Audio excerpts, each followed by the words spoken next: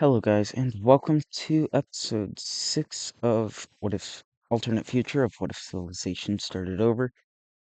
In the last episode, we had a multitude of events happening, but I'm not on the main page of my channel. I posted a poll on whether or not you guys wanted me to restart in episode 80 or continue from where we are in the series, and it looks like most people want to start on episode 80. I'll probably be calling this episode 1 in the title, but I'll probably be alternate future of WICSO instead of just AF of WICSO. But yeah, so here I have the episode 80 map. You guys might see this soon if we hit 100 subscribers. But, yeah, let's go for the video. Alright, so the first thing we see happening is going to actually be from this, and that is, yeah, I think everybody supports my decision here. I don't think I know a single person who wouldn't.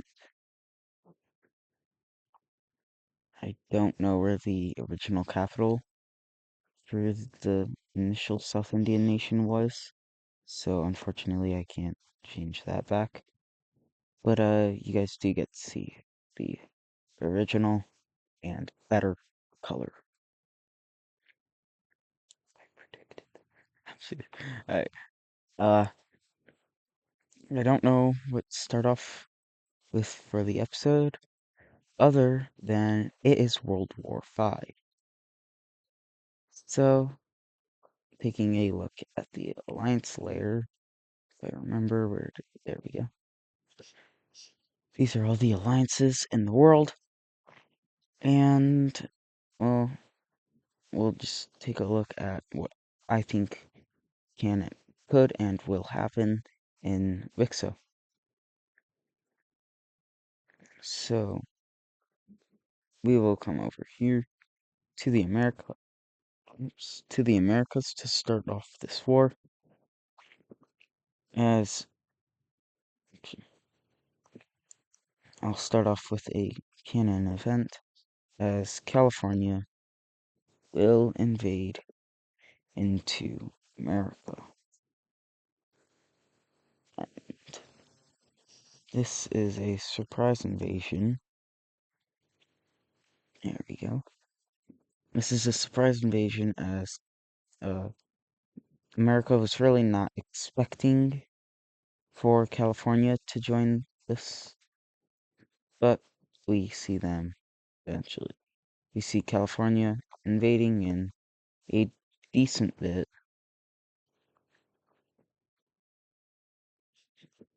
We also see as West Mexico's in this war. We see Mexico invading them in the south.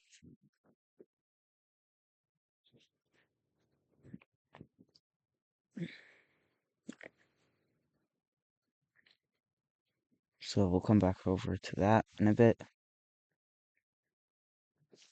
Over in West Africa, we see the European nations supplying West Africa in their war against the Orange team. Or not, the European nations have their own thing. But we see these two nations here supplying West Africa. So West Africa won't be able to make a decent push. We do see Brazil kind of spreading their aid out, this to multiple different countries such as California and West Mexico, the Orange Team, maybe even Red Australia, but most definitely China and these nations here.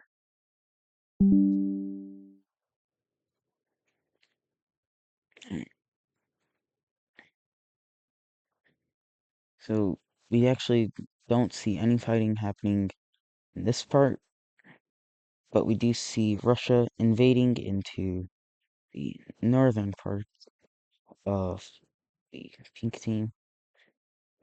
However, we do see the pink team being able to invade into some of the more southern parts of Russia.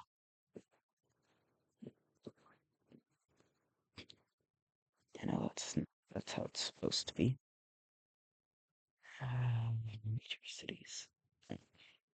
As we see here, the pink team has captured two major cities in Russia,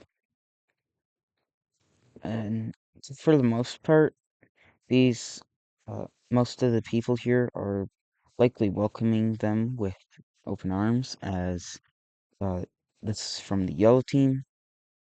The yellow team and pink team did have a bit of beef, um, but I'm decently sure that the yellow team would rather be the pink team than the Russians. Moving down here, where a big majority of the fighting will happen, we see India will be able to make the first small pushes in as they invade from the western part of their border. However, the um over in the Korean Manchuria area, it doesn't go as well, as Korea already has lost two major cities and is on the brink of losing a third.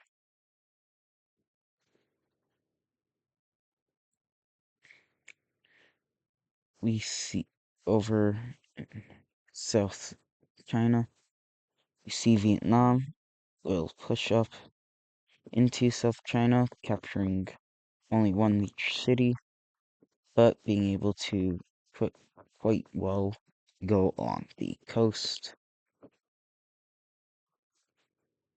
They will have this entire island navally surrounded and make three major naval landings and eventually capture the entire island. We also see Nor- we also see Vietnam invade into China's claim over the Strait of Malacca, and capture the entire thing. I'm just gonna say these islands were also Chinese and will fall over to Vietnam. I also think this island is Chinese. Alright, moving back to North America, we see American forces be able to gain themselves and start a push the um, into California.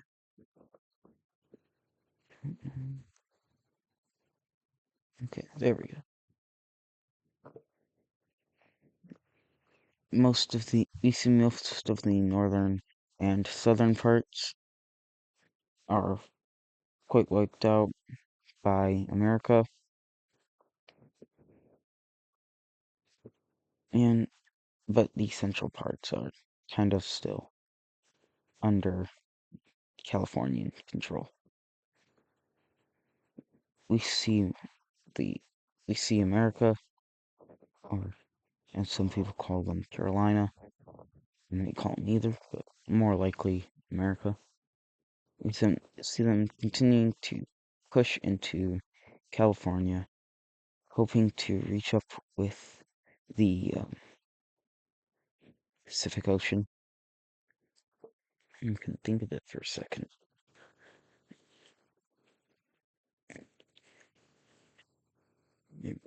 And down in Mexico, we see the Mexicans are while pushing into the territory of the West Mexicans. Eventually, they will make a naval landing and capture this major city. And West Mexico may be the first nation to fall.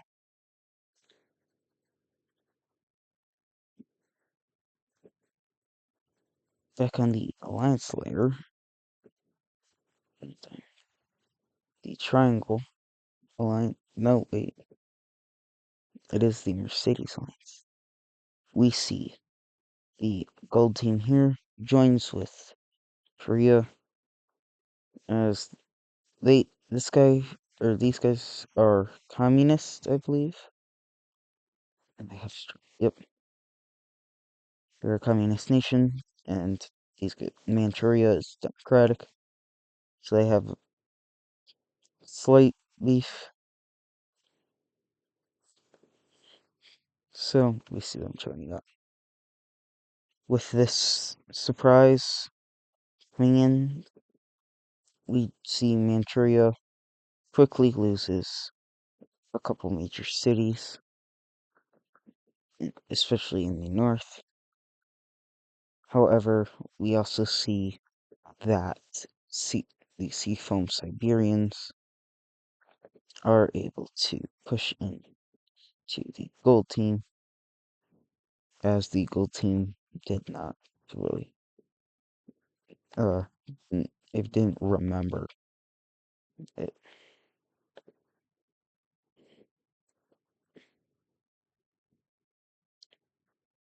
Down in Korea, with the invasion of Manchuria, we do see Korea is able to push back a little bit, regaining control over this major city, but not much else is made.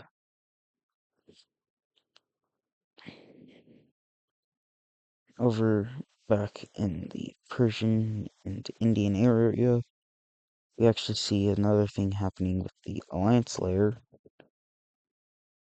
as another major nation will join the 3-point star alliance, aka the Mercedes Alliance, and this major player will be Tibet. Now, really, Tibet has been like a more Chinese associated country. However, with some of the tensions going on between Chinese imperialism and the AN Security Council drama, we see Tibet joins the side of the Mercedes Alliance in order to hopefully stop the Chinese imperialism. Now there is, or Chinese imperialism and the AN drama relating to China. However, there is a slight thing to that. And that is they just sided with America, who is even more imperialist than China is. So it's kind of a mixed reaction.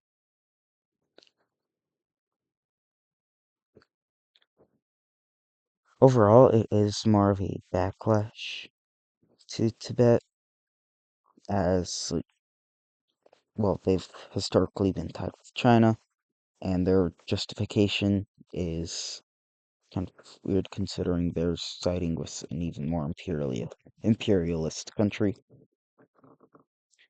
But that's what their justification was in this war. So they will invade into China, and as this is a surprise invasion, it will not go well for China. It definitely will not go for this even weaker nation that likely had more of its troops outside of its nation than inside of its nation, as it quickly loses two major cities and about 2/3 of its land.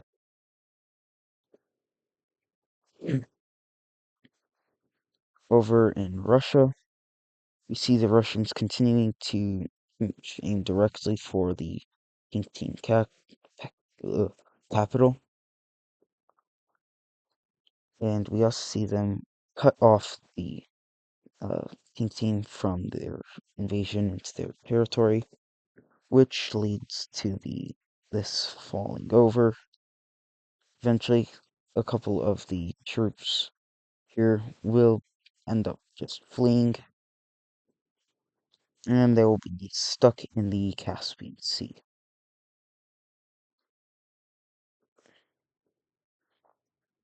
Meanwhile, up in Russia, or in Kazakhstan, We see Russia as just pretty much completely demolishing the pink team. As with what Aegis Pro has said, the pink team is landlocked, and that does provide for a bit of trouble for them getting aid. I always feel like these two nations are the same color. But luckily, there is something good coming for Kazakhstan. But it won't happen yet. We see something that I kind of feel like it should be happening in WICSO. That is, Norway makes a naval landing in Russia, specifically Estonia, and they will quickly be able to capture most of the Baltic Sea coast. However, parts of St. Petersburg do still remain.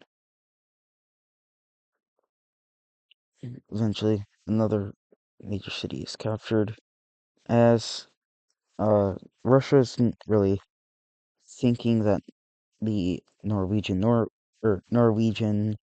Navy is strong enough to get past past their Baltic defenses. However, they might have had a little outside help. So whoops, with this happening, we see the pink team is able to cut off the spearhead and will be able to push back the Russians by a great number.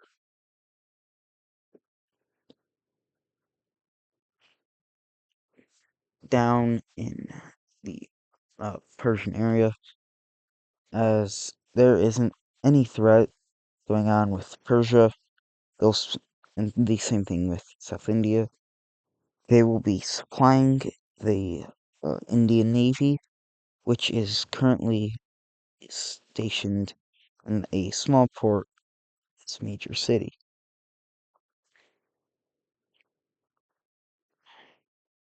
Up in Tibet, we see the Tibetans are able to continue pushing into the Chinese Gold Team territories. However, things aren't going as well for India, as while they are still able to push in to China, they are not able to really do much else. And not very long after this, the the Chinese forces are able to push out Indian and most Tibetan forces. We see China make a invasion into northern northwestern India. So northern India is like north this area. And we also see them making an invasion into parts of Tibet. However, if you do know anything about the geography or topography about this area, it's mountainous, to say the least. We do see the Tibetans have much of success, much of success, much is much success in the gold team, however, as they are able to capture the capital and will even and they will push over and capture this major city. As there is still an active invasion in Chinese territory, China will not really supply the red or the gold team, and eventually the entire country will fall over to the Tibetans.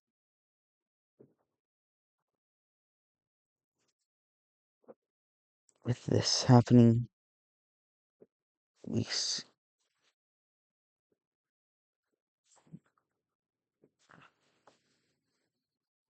I'm gonna make this brighter. Did I just change the color of information?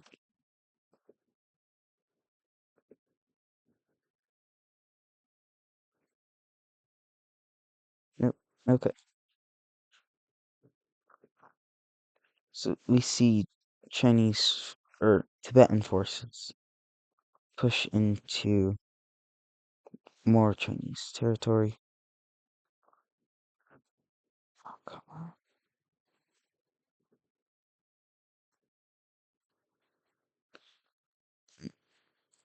They continue pushing into Chinese territory, and as it, they creep closer to the Seafoam Siberians, I'm sorry, Seafoam Siberia, we eventually see them invading into the territory and capturing not just two major cities, but the capital of the country.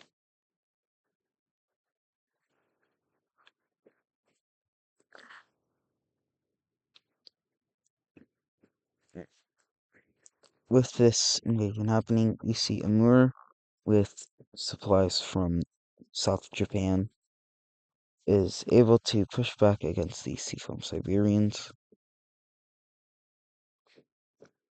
They will then continue their invasion into Manchuria as China is still sending troops over into the Tibetan area and India. They're not even helping out their best ally, South China. Amur continues to push into this area, into Manchuria. Eventually, they will even be able to connect up with China, and the Koreans will be able to close in on the capital, entering Korean land, but technically Korean land. Eventually, the capital is encircled, and it will become extremely apparent that the Triangle Alliance is not doing too well at all in this war. All of this land here falls over to Amur, as well as all of this. And we see Amur begin an invasion into China itself. And China really needs to find something to do. So we see China do something that is completely forbidden. Everything. A major law passed by the AN that many countries had to give something up for. Most notably the powerful nations of the world, like America, Mexico, China themselves, the Brown Team. And what am I talking about? Well, you'll have to find out in the next episode. If you already know, don't spoil it for those who don't. But if you enjoyed today's episode of Alternate Future of What If Civilization Started Over, make sure to like and subscribe, and I will see you in the next one.